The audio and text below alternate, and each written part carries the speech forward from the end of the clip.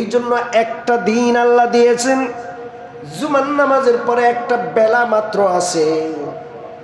এই একটা বেলা সারা রমজানের সমস্ত অবহেলাকে মোচন করার জন্য যদি চেষ্টা করি, আল্লাহ রমজান অবহেলায় কেটে গেছে, খেয়াল করতে পারি নাই, একটা মাস আপনি দিছেন কাজে লাগাইতে পারি নাই, আল্লাহ শেষ মুহূর্তে এসে ক্ষমা চাচ্ছি, মালিক আমারে ধ্বংস করেন না, আমারে ক্ষমা করেই দেন, ক্ষমা না পাইলে নিশ্চিত ধ্বংস।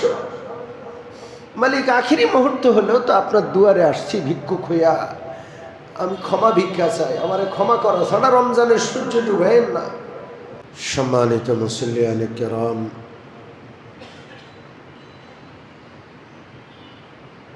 পবিত্র মাহে রমজানুল মুবারকের আজকে আখিরি দিন এবং ভাগ্যক্রমে এটি আখিরি জুমাও।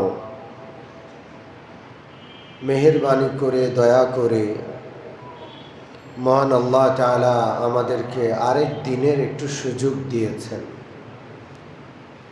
আরেকটা দিন আল্লাহ তাআলা তার কাছ থেকে ক্ষমা নেওয়ার, মাগফিরাত নিয়ে নেওয়ার, জাহান্নাম থেকে মুক্তির বিষয়টা নিশ্চিত হয়ে যাওয়ার আল্লাহ তাআলা সুযোগ দিয়েছেন, তওবা করার আল্লাহ তাআলা বিশেষ সময় দিয়েছেন। এই জন্য শুকরিয়া আদায় করি আলহামদুলিল্লাহ।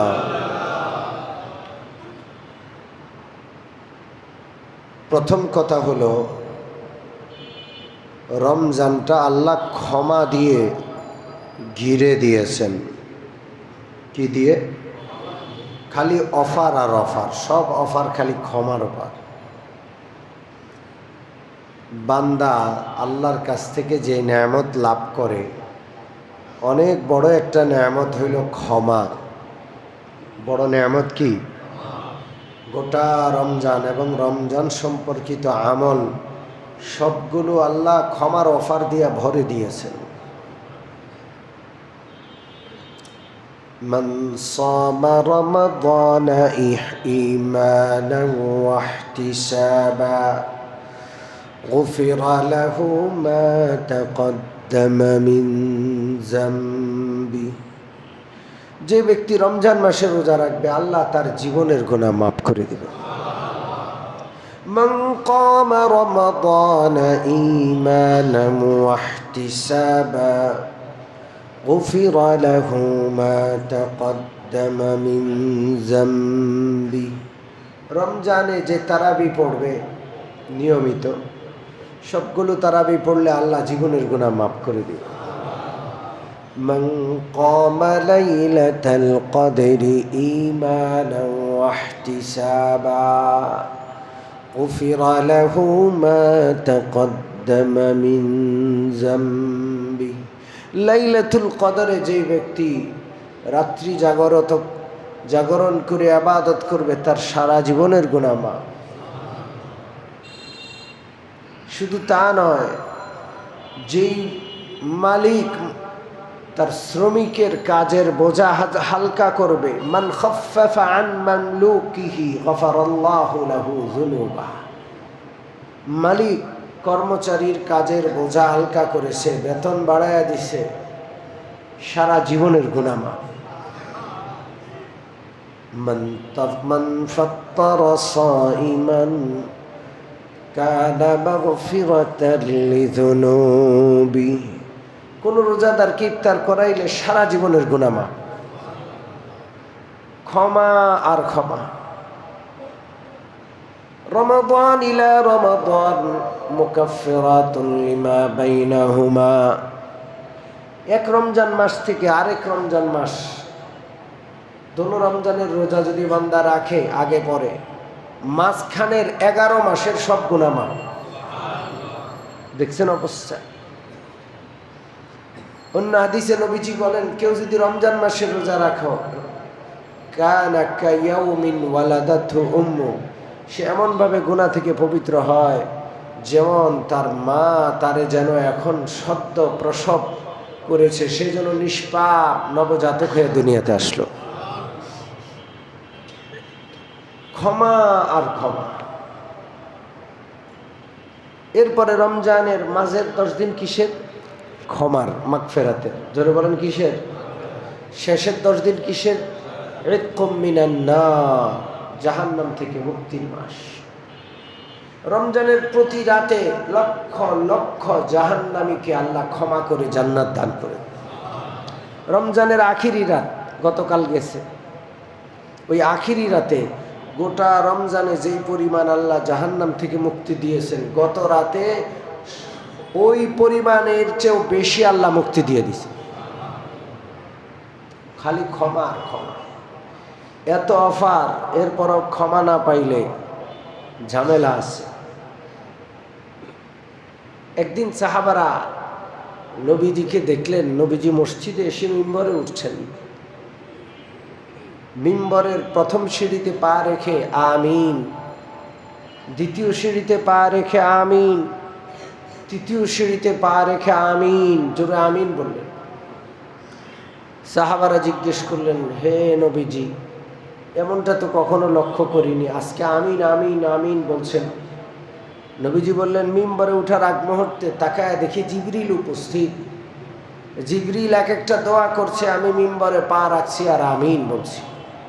প্রথম বদদোয়া, প্রথম, আল্লাহ যে রমজান মাস পাইল আর আপনার ক্ষমা তার ভাগ্যে জুটল না, সে ক্ষমা নিতে পারলো না, গুনাহ মাফ করাইতে পারলো না, সে ধ্বংস হোক। নবীজি বলেন, জিবরিল বদদোয়া করলেন, আমি বললাম আমিন। দ্বিতীয় সিঁড়িতে পা রাখলে নবীজি সাল্লাল্লাহু আলাইহি সাল্লামকে জিবরিল বললেন, ইয়া রাসূলুল্লাহ, ওই ব্যক্তি ধ্বংস হোক যার সামনে আপনার পবিত্র নাম নেওয়া হচ্ছে অথচ সে আপনার প্রতি দুরূদ পাঠ করছে না। নবীজি এত বড় নবী, যার নাম শোনার সাথে সাথে উম্মতের উপর দুরূদ পড়া জরুরি হয়ে যায়। নবীজির নাম শুনলে কি পড়ব? সাল্লাল্লাহু আলাইহি ওয়াসাল্লাম। 3 নম্বর বদদোয়া, জিবরিল বলেন, ওগো আল্লাহর নবী, যেই ব্যক্তি তার মা বাবা উভয়কে জীবদ্দশায় পাইল অথবা অন্তত উভয়ের একজনকে পাইল, ওই সন্তান মা বাবা কিংবা তাদের কোনো একজনের খেদমত করে দোয়া নিয়ে নিজে জান্নাতের উপযুক্ত হতে পারল না, সে হালাক আর ধ্বংস হোক। মা বাবা জান্নাতের দরজা, মা বাবা পাইয়া জান্নাত কামাইতে পারে না এমন সন্তান কুলাঙ্গার। মা বাবারে পাইছে আর জান্নাত পাই না, এটা কেমন? মা বাবাকে পাইলে জান্নাত পাইতে হবে, এমন খেদমত করবেন, হাত তুলে দোয়া করবে, আল্লাহ গুনাহ মাফ করে জান্নাত দিন। এখন তো মা বাবার কোনো দাম নাই সমাজে। মা বাবা হইল বোঝা, পোলা পাইলে এত চালাক, মা বাবারে বোকা মনে করে, ধমক দিয়া কথা বলে, তেড়ে আসে, চোখে চোখ রেখে বড় বড় করে কথা বলে, মা বাবার কোনো কথা শুনতেই রাজি না, এত বিরক্ত, এত বেয়াদব হয়ে গেছে সন্তানরা। একটা প্রজন্ম আসছে, আল্লাহ মাফ করো, 2-4টা সন্তান তো ভালো আছে, ওই গোটা প্রজন্মটাই বেয়াদব। এটা থেকে আমাদের বের হইতে হবে। আপনি যুবক, আপনি নিয়ত করেন, আমি এই বেয়াদব প্রজন্মের কেউ না, আমি আদবওয়ালা, মা বাবার আদব করব, মুরব্বীদের আদব করব ইনশাআল্লাহ। খুব খারাপ একটা সময় আসছে। আসুন প্রথম কথায় ফিরে আসি। রমজান পাইল, ক্ষমা পাইল না, ধ্বংস। জিবরিলের বদদোয়া, রাসূলুল্লাহর আমিন, সেই বদদোয়ার পক্ষে সমর্থন। আর বাঁচাবার কেউ নাই, কেউ বাঁচাইতে পারবে না। এই জন্য একটা দিন আল্লাহ দিয়েছেন, জুমার নামাজের পরে একটা বেলা মাত্র আছে। এই একটা বেলা সারা রমজানের সমস্ত অবহেলাকে মোচন করার জন্য যদি চেষ্টা করি, আল্লাহ রমজান অবহেলায় কেটে গেছে, খেয়াল করতে পারি নাই, একটা মাস আপনি দিছেন, কাজে লাগাইতে পারি নাই, আল্লাহ শেষ মুহূর্তে এসে ক্ষমা চাচ্ছি, মালিক আমারে ধ্বংস করেন না, আমারে ক্ষমা করেই দেন, ক্ষমা না পাইলে নিশ্চিত ধ্বংস। মালিক আখিরি মুহূর্ত হলেও তো আপনার দুয়ারে আসছি ভিক্ষুক হইয়া, আমি ক্ষমা ভিক্ষা চাই, আমারে ক্ষমা করা ছাড়া রমজানের সূর্য ডুবাইন না, চাইতে পারবো না। জোরে বলেন ক্ষমা নিবই আজকে ইনশাআল্লাহ। কি নিব? ক্ষমা নিবই, ইস্তেগফার করব, তওবা করব। মনে রাখবো জীবনের সবচেয়ে দামি সময় আজকে আমি পার করব। আরেকটা রমজান কপালে আছে কিনা জানি না। মানুষ কিভাবে পথে ঘাটে মরে বলে শেষ করা যাবে না। গতকাল বা পরশু লঞ্চের ডলায় কিভাবে মরছে সারা পৃথিবীর নেট দুনিয়ায় ভাইরাল। সুস্থ মানুষ পরিবার নিয়ে বাড়িতে যাচ্ছে, 2 লঞ্চের ফাঁকে পড়ে গেছে, বাস একটা ডলা খাইছে, 2 ভাগ হয়ে গেছে।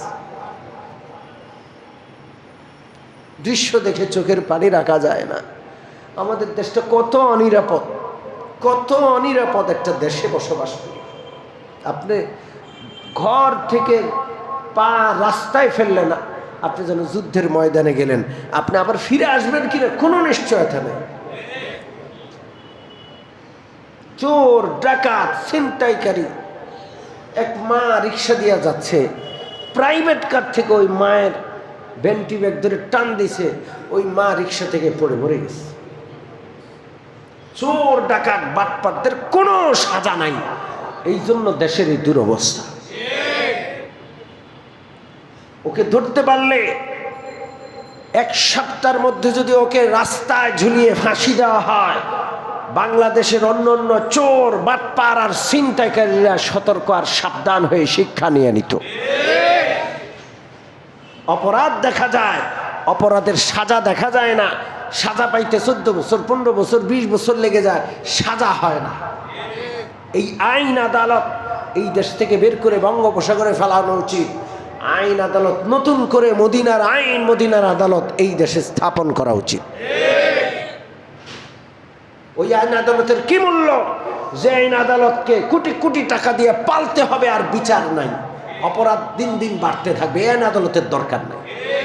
ওই আইন, ওই আদালত, ওই বিচার ব্যবস্থা আনা উচিত যেটা প্রতিষ্ঠিত হইলে অপরাধ শূন্যের কোঠায় চলে যাবে।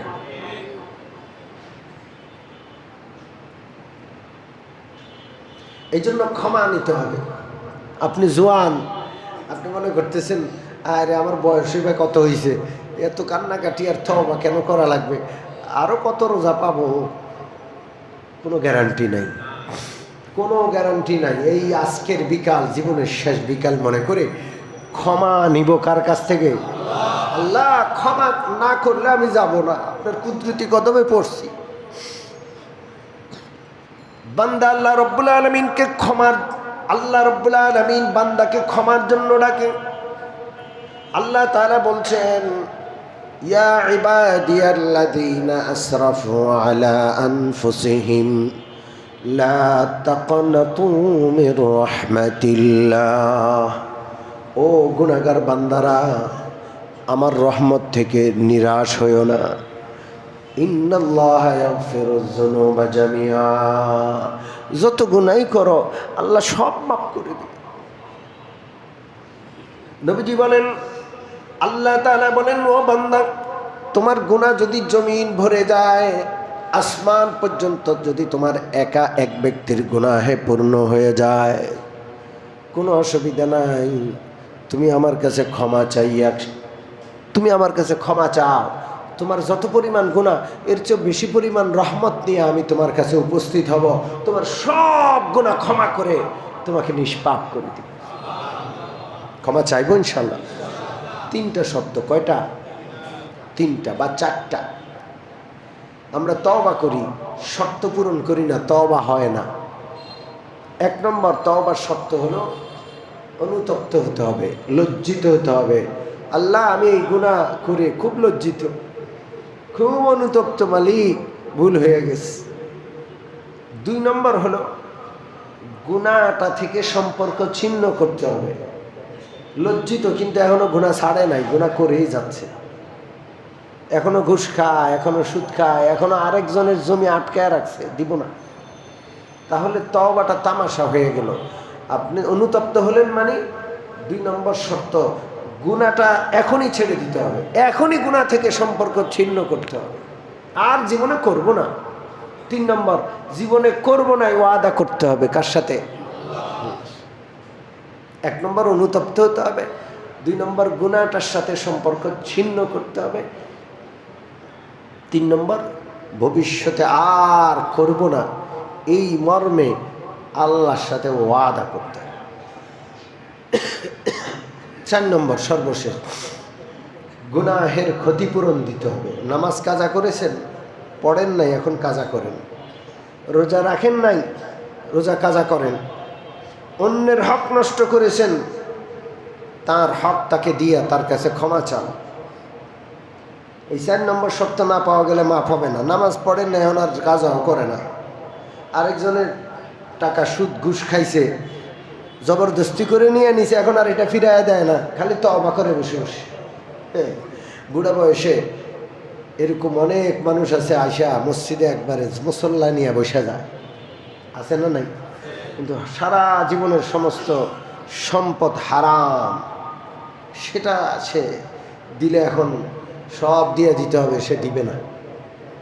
এরকমের মানুষ কম না বেশি? অনেক অনেক বেশি।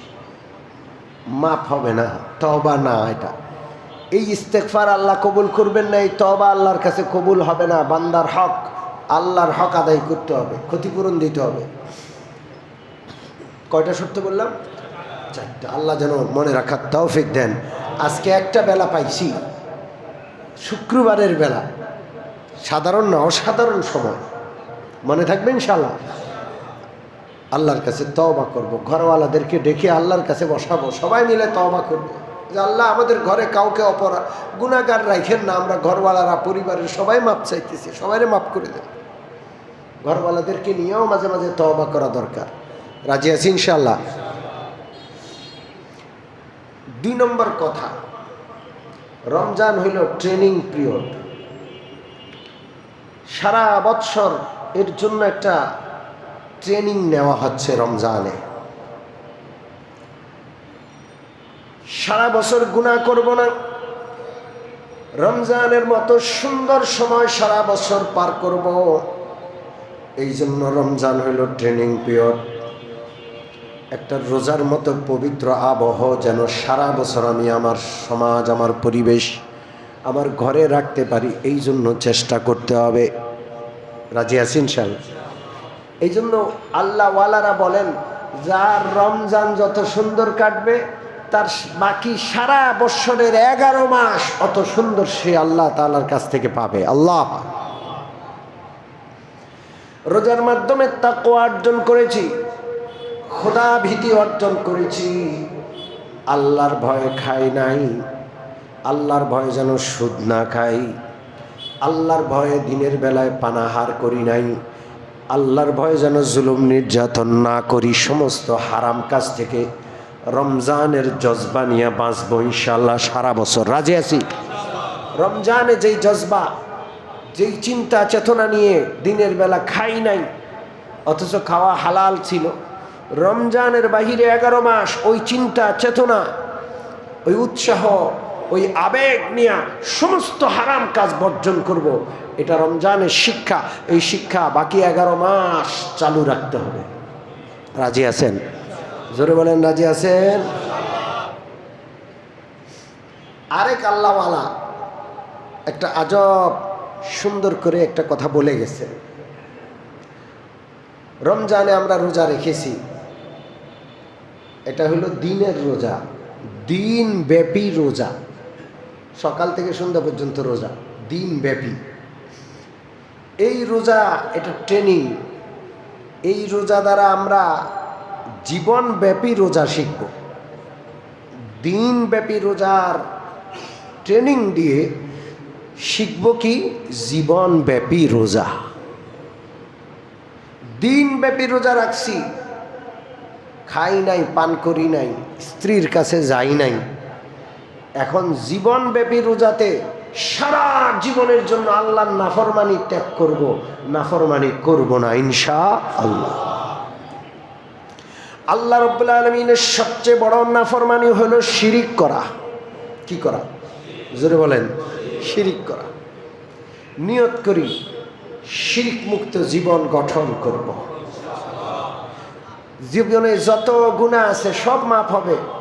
শিরকের গুনাহ নিয়ে যদি কেউ মরে, ওইটা আল্লাহ মাফ করবেন না, এটা আল্লাহর ঘোষণা। ইন্নাল্লাহা লা ইয়াগফিরু আন ইউশরাকা বিহি ওয়া ইয়াগফিরু মা দুনা যালিকা লিমান ইয়াশা। বান্দা যত গুনাহ করে আল্লাহ চাইলে মাফ করে দিতে পারেন, কিন্তু আল্লাহ নিজে থেকে বান্দারে শুনিয়ে দিচ্ছেন আল্লাহ তাআলা বান্দার শিরকের গুনাহ তওবা ছাড়া মাফ করবেন না। মরে গেছে তাইলে আর মাফ নাই, শেষ। এই জন্য শিরিক করব না ইনশাআল্লাহ। 2 নম্বর, নবীজির তরিকার বিপরীত চলব না। পৃথিবীতে জীবন ধারণের অনেক পদ্ধতি আছে, পশ্চিমা পদ্ধতি, হিন্দুয়ানি পদ্ধতি আছে না নাই? জোরে বলেন। পশ্চিমাদের পদ্ধতিতে চলব না।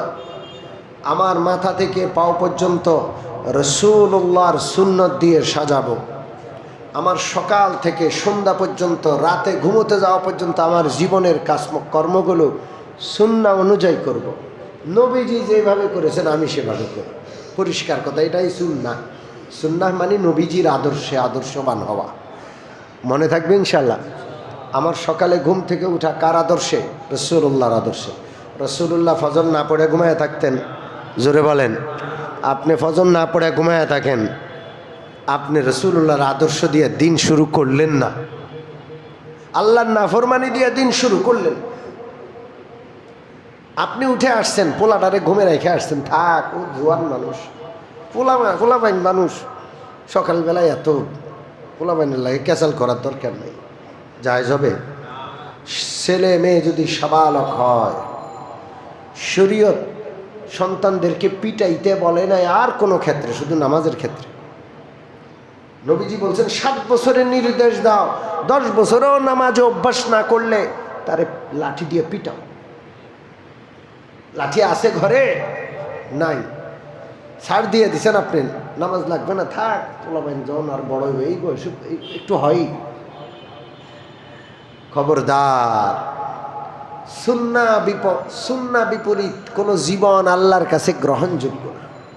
কুল ইন কুনতুম তুহিব্বুনাল্লাহা ফাত্তাবিউনি ইউহিব্বুকুমুল্লাহু ওয়া ইয়াগফির লাকুম যুনুবাকুম।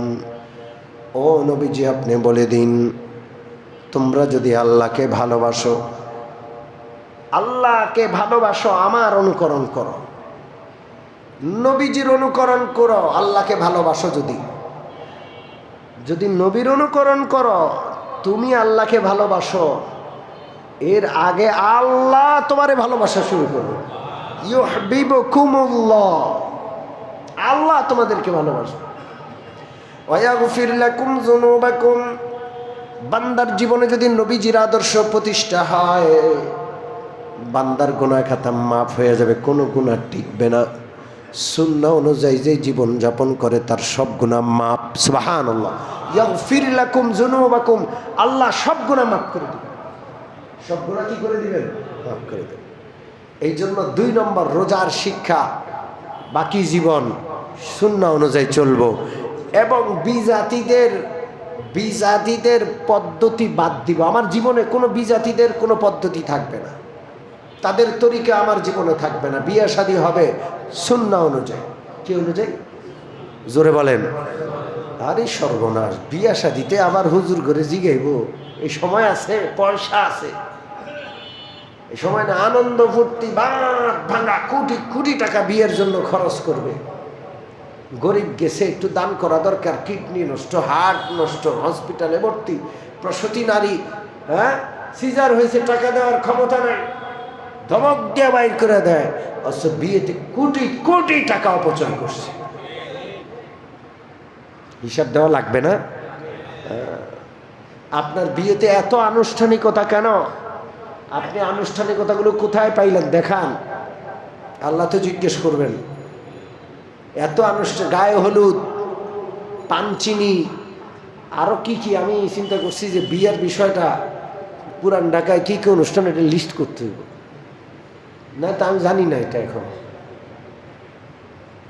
বাজে বাজে আনুষ্ঠানিকতা করে লক্ষ লক্ষ টাকা খরচ করে বিয়ার মধ্যে রাসূলুল্লাহর সুন্নাহর কোনো ছোঁয়াও নাই, সব বিজাতীয় পদ্ধতি। এই জন্য রোজার শিক্ষা হলো আমার জিন্দেগি নবীর আদর্শে চলবে ইনশাআল্লাহ। 3 নম্বর, আমি আখিরাতমুখী জীবনযাপন করব। পরকাল আমার আছে, আমি মরে যাব, এই শেষ নয়। মরার পরে আবার জীবিত হইতে হবে, আল্লাহর সামনে দাঁড়াইতে হবে, জীবনের প্রতিটা মুহূর্তের হিসাব দিতে হবে। কার কাছে? জোরে বলেন আল্লাহ। আখিরাতমুখী জীবনযাপন আমাকে করতে হবে। আমাদের জীবনযাপন দেখে বুঝার উপায় নাই যে এটা মুসলমান। গোটা জাতি দুর্নীতিবাজ। মুসলমান আবার দুর্নীতিবাজ হয় কেমনে? যারা আখিরাতে বিশ্বাস করে তারা অপরের সম্পদ, দেশের সম্পদ লুট করে কেমনে খায়।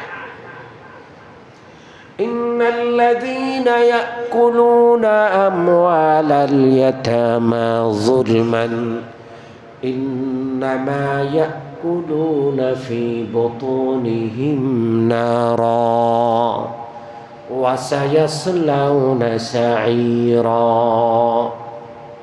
আল্লাহ রাব্বুল আলামিন বলেন, যারা হারাম খায়, এতিমের সম্পদ খায়, মুসলমানদের সম্পদ লুণ্ঠন করে দেশের সম্পদ খায়, আল্লাহ বলেন ইন্নামা ইয়াকুলুনা ফি বুতুনিহিম নারা, ওই দুষ্টগুলো তাদের পেটের ভিতরে সম্পদ নয়, আগুন ঢুকাচ্ছে। জোরে বলেন কি ঢুকায়? আগুন ঢুকায়। ইয়াকুলুনা ফি বুতুনিহিম নারা, আগুন ঢুকাচ্ছে পেটের ভিতরে। ওয়া সায়াসলাউনা সাঈরা, আগুন আগুন পাইলে বাড়ে। এই আগুন, পেটের আগুন তার জাহান্নামের আগুনে নিয়ে ছাড়বে, ওই আগুনের সাথে মিলিত হবে সে। তাহলে আমার জীবনটা হবে কোনমুখী? আখিরাতমুখী। জোরে বলেন কোনমুখী? পরকালমুখী জীবন। হিসাব কিতাবের চিন্তা আমাকে অস্থির বানায় রাখবে। কেমনে হিসাব দেব? কেমনে আল্লাহর সামনে দাঁড়াবো?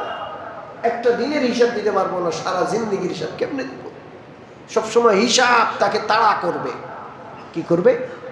জোরে বলেন। ব্যবসায়ীদেরকে এনবিআর, ট্যাক্স, ভ্যাট তাড়া করে বেড়ায়। করে বেড়ায় কিনা? কথা কয় না। দোকানের তালা লাগাই দিব পুরা। ব্যবসায়ীরা পাগল হয়ে যায় যে কামানোর চেয়েও বেশি চিন্তা করে কেমনে বাঁচানো যাবে। কারণ আপনার হালাল টাকারে তারা কালো টাকা বানায় দিবে। ব্যবসায়ীরা নাই এখানে? আমি কি উল্টাপাল্টা বলছি না ঠিক বলছি? বলে অনেক সময় যে হুজুর কি ব্যবসা করবো, হুজুর পাগল বানায় রেছে ভ্যাট ট্যাক্সের বলে। কি বলে না? বলে আমাদের। হিসাব আপনাকে যেন, ভ্যাট ট্যাক্স যদি আপনার ব্যবসাকে তাড়া করে, আপনাকে তাড়া করে, আপনি দোকান নিয়ে দুশ্চিন্তায় পড়ে উকিলের দ্বারে দ্বারে ঘুরেন যে ভাই যে কোনোভাবে এটারে কি করে দেন, একটু মিলাই দেন, আমি তো বুঝি না, কম বুঝি। আর ওরা আসলে তো ভুল ধরবেই ধরবে। ঠিক কি ঠিক না? ভুল বাইর করবেই করবে। অমমিন মুসলমান, এর চেয়ে কঠিন হিসাব আমার সামনে, আপনার সামনে পরকালে। কোনোদিন তাড়া করে না আমারে আপনারে। কেমনে হিসাব দিব আল্লাহর কাছে বলেন? এই জন্য হিসাব যেন তারা তাড়া করে বেড়ায় আপনাকে, আপনি যেন কোনো অন্যায়ের সাথে যুক্ত না হন। এটা রমজানের শিক্ষা, আল্লাহর ভয়। এই 3টা পদ্ধতিতে যদি আপনি সারা বছর কাটান, রমজানের রোজা রাখার পর যেমন সন্ধ্যাবেলা ইফতারি, দিন শেষে ইফতারি। ইফতারিটা বড় আজব আনন্দের সময়। ইফতারির সময় শরবত খায়, খায় কি খায় না? হ্যাঁ, দিন শেষে ইফতারি, রোজা শেষে ইফতারি। আপনি যদি আল্লাহর দেওয়া হারাম কাজগুলো থেকে বেঁচে থাকেন, শিরিক থেকে বেঁচে থাকেন, সুন্নাহ বিরোধী কাজ থেকে বেঁচে থাকেন, আখিরাতমুখী জীবন যাপন করেন, আপনার জীবন ব্যাপী রোজা, সেই দিনটা যখন শেষ হয়ে মৃত্যু আসবে, তখন মৃত্যুর পর রাসূলুল্লাহর হাতে হাউজে কাউসার দিয়ে আপনার ইফতার হবে। আল্লাহর আরশের নিচে আল্লাহর দস্তরখানে আপনার খাবারের ব্যবস্থা হবে। বিশ্বনবী রাহমাতুল্লিল আলামিন বলেন, দুনিয়ার জমিনের মধ্যে আল্লাহ সব স্বাদ লুকিয়ে রেখেছেন। জমিনের ভিতর থেকে আম গাছ বাইরে আমে কত স্বাদ, লিচু গাছ বাইরে লিচুতে কত স্বাদ, হাজার হাজার ফল ফলমূল, হাজার হাজার রকমের স্বাদ। আল্লাহ তাআলা জমিনের সমস্ত স্বাদকে মজাকে একত্র কইরা জান্নাতীর জন্য একটা রুটি বানাবেন। কি বানাবেন? একটা রুটি তৈরি হবে জমিনের সার দিয়া, সমস্ত মজার স্বাদ জান্নাতে মেহমানদারির জন্য সেই রুটিটা আল্লাহ দান করে দিবেন। এরপরে আল্লাহ রাব্বুল আলামিন কলিজা দিয়া মেহমানদারি করবেন, ষাঁড়ের কলিজা। কলিজার মধ্যে একটা আজব মজার জিনিস আছে, জানি না সেটা কোনটা। সেই কলিজার মজা জিনিসটা দিয়ে আল্লাহ তাআলা রুটি দিয়া খাওয়ার সালান তৈরি করবেন। আল্লাহর আরশের নিচে আল্লাহর মেহমানদেরকে আল্লাহ বসায় ওই দিন খাওয়াবেন, যেই দিন হাসরের ময়দানে মানুষগুলো কাঁদতে কাঁদতে অস্থির হবে। সূর্য মাথার উপর থাকবে, পায়ের নিচে তামার জমিন হবে, ঘামের সমুদ্রে সাঁতার কাটবে লোকগুলো। সেদিন আপনি যদি রোজার শিক্ষায় জীবন চালান, আল্লাহর নাফরমানি মুক্ত জীবন চালান, শিরিক মুক্ত জীবন চালান, নবীর আদর্শে জীবন চালান, আখিরাতের ভয়ওয়ালা জীবন চালান, আপনি সেদিন আল্লাহর আরশের নিচে বসে মজার মেহমানদারি পাবেন। আল্লাহু আকবার। রোজা থেকে শিক্ষা নিয়ে এমন জীবন চালাবো তো ইনশাআল্লাহ। আজকে রোজা শেষ, কালকে থেকে আর মুসল্লি নাই, এমনটা হবে? জোরে বলেন। মসজিদ পূর্ণ রাখবো ইনশাআল্লাহ। হাত তুলি আল্লাহকে দেখাই, নারায়ে তাকবীর, নারায়ে তাকবীর। আল্লাহ আমাদের কবুল করেন, আমিন। ওয়া আখিরু দাওয়ানা আলহামদুলিল্লাহি রাব্বিল আলামিন। সম্মানিত মুসল্লিয়ানে কেরাম, একটু ঘোষণা শুনি। প্রথম কথা, আগামীকাল আল্লাহ বাঁচাইলে ঈদের এই মসজিদে কয়টা জামাত হবে? কয়টা? আপনারা নিশ্চয়ই ঘোষণা শুনেছেন। কয়টায় কয়টায়? 7টা, 8টা, 9টা। মনে থাকবে ইনশাআল্লাহ। এখানে আমার কাছে সিটি কর্পোরেশনের পক্ষ থেকে 2টা বার্তা আসছে আপনাদেরকে শোনানোর জন্য। প্রথম বার্তা হলো, আমরা বিদ্যুতের অপচয় রোধ করব। আপনারা কি জানেন বিশ্বে একটা যুদ্ধ লেগেছে? তেলের সংকট, জ্বালানির সংকট, এটা জানেন আপনারা? হ্যাঁ, মারামারি হয়েছে, খুনাখুনি হয়েছে জ্বালানি নিয়ে। সংকট কিন্তু যায় নাই, এখনো সংকট আছে। তেল ক্ষেত্রে আক্রমণ হচ্ছে, ইরানে আক্রমণ করতেছে তেল ক্ষেত্রে, ইরান পাল্টা আক্রমণ করতেছে মধ্যপ্রাচ্যের তেল ক্ষেত্রগুলোতে। মানে মুসলমান শেষ, কিলাকিলি করে মারামারি করে মুসলমান শেষ। ইসরায়েল আর আমেরিকা এখানে দূর থেকে লাগায়া দিচ্ছে শুধু।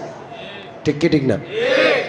এই জন্য আমাদের আরও সাশ্রয়ী হওয়া দরকার। এই যে বাতি জ্বলতেছে, একটা সুইচ টিপ দিলেন আর বাতি জ্বললো, মাসের শেষে কিছু টাকা দিয়ে দিলেন। আরে কত ভর্তুকি দেয় সরকার জানেন? কত ভর্তুকি দেয় বিদ্যুতের পিছনে, তেলের পিছনে। এই বিদ্যুৎ উৎপাদন হতে লক্ষ লক্ষ কোটি কোটি ব্যারেল তেল লাগে। তেল জ্বালাইয়া এই বিদ্যুৎ উৎপাদন করে আপনার কাছে সাপ্লাই করা হয়। অমূল্য সম্পদ। একদিন বিদ্যুৎ বন্ধ হয়ে গেলে আপনার আমার দম বন্ধ হয়ে যাওয়ার উপক্রম হবে, বাঁচতেই পারবো না, এমন অবস্থা হবে। এই জন্য আগে থেকে সাশ্রয়ী হব ইনশাআল্লাহ। দিনের বেলায় বাতি জ্বালাবো না, দিনের আলোতে চলার চেষ্টা করব। দিনের বেলায়ও পর্দা টানাইয়া দিয়া এরপরে বাতি জ্বালায়, এরকম মানুষ আছে না নাই? এটা করব না। একটু বৃষ্টি হয়েছে, ঠান্ডা আছে, ফ্যানটা চালাবো না, শুধু ফ্যান চালায় রাখবো না। রুম থেকে বের হইতে বাতি ফ্যান বন্ধ করা নিশ্চিত করব, সন্তানদেরকে শিখাবো। রাজি আছি?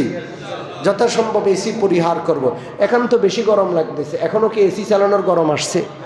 মসজিদে একত্র হয়ে অনেক মানুষ সেই মসজিদে চালায়, কিন্তু ঘরে এখনো এসি চালানোর সময় জোর করে এসি চালায় আর ঠান্ডা মন্ডা লাগাইয়া অবস্থা খারাপ করে লেছে। এরকমের মানুষ আছে না নাই? এসি চালাবেন না জোর করে। একান্ত আরেকটু গরম বাড়লে যখন চালাবেন, সর্বোচ্চ 25 তাপমাত্রা থাকবে। কত? 25-এর নিচে নামাবেন না। আমাদের দায়িত্বশীলতা আছে না নাই? আমরা সেই দায়িত্বশীলতার পরিচয় দেব বিদ্যুতের ব্যাপারে। এই কথা, দোকান, শপিং মল, অন্য জায়গায় শুধু আলোকসজ্জা করবেন না। বিবাহ শাদীতে শুধু আলোকসজ্জা করে বিদ্যুতের অপচয় করবেন না। এটা একটা ঘোষণা। আরেকটা ঘোষণা হলো, ডেঙ্গু চলছে মারাত্মক আকার। ঈদ, রোজা, ব্যস্ততা, জানেন না। হসপিটালে গিয়ে দেখেন ডেঙ্গু রোগীর কারণে সিট নাই, জায়গা নাই। ফ্লোরে বারান্দায় ডেঙ্গু রুগী জায়গা দিয়া পায় না। ডেঙ্গু মরণ বিধি একটা কেউ কেউ কিন্তু ডেঙ্গুতে মারাও যায়। ঠিক কি ঠিক না? সাবধান থাকতে হবে। ঘরের ভিতরে, ঘরের বারান্দায়, ঘরের আশেপাশে কোনো জায়গায় কোনো জমানো পানি 3 দিনের বেশি না থাকে। ঠিক আছে ইনশাল্লাহ? মাঝে মাঝে চেক দিব যে আমার ঘরের আশেপাশে বালতি বা কোনো কিছুর মধ্যে 3 দিনের বেশি পানি জমে আছে কিনা, সেটা ফালায় দিব। রাজি আছেন ইনশাল্লাহ?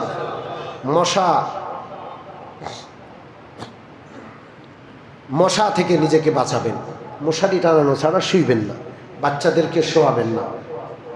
মশার কামড় যেন না পড়ে, এই ব্যাপারে সতর্ক থাকবো। মশা শুয়ে দিছে গরুর মতো, খাইতেছে মশা, এটা যেন না হয়। আপনি বাঁচতে হবে, আপনার দরকার আছে। আপনি না বাঁচলে আপনার পরিবারটা কি অবস্থা হবে চিন্তা করেন তো। এই জন্য নিজেকে হালকা মনে করবেন না। আমি আমার জন্য না হলেও আমার ফ্যামিলির জন্য আমার বেঁচে থাকার দরকার আছে না নাই? আল্লাহ যেন সকলকে নিরাপদে রাখেন, সুস্থতার সাথে রাখেন। আমিন বলেন। ওয়া আখিরু দাওয়ানা আলহামদুলিল্লাহি রাব্বিল আলামিন।